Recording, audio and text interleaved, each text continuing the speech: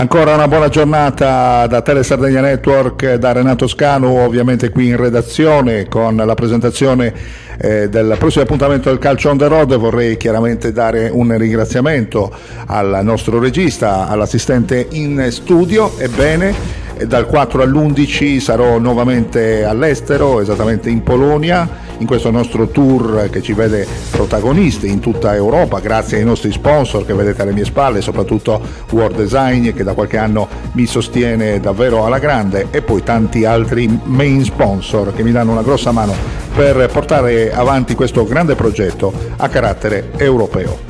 Ebbene, il Calcio on the Road non è soltanto calcio, ma anche cultura, turismo, enogastronomia. Faremo dei servizi speciali anche da Varsavia, oltre a seguire la partita in diretta a partire dal 7 di aprile alle ore 18 dallo Stadio Nazionale di Varsavia per la formazione campione di Polonia, esattamente il Legia.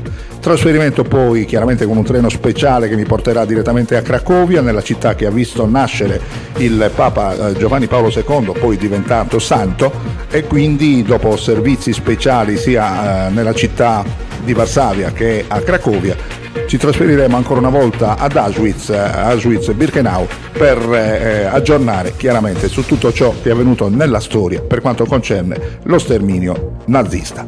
Per cui grandi appuntamenti, grazie ancora a tutti voi per la cortese attenzione. Naturalmente seguiteci sempre su Tele Sardegna Network Europe. Grazie a tutti, buona serata.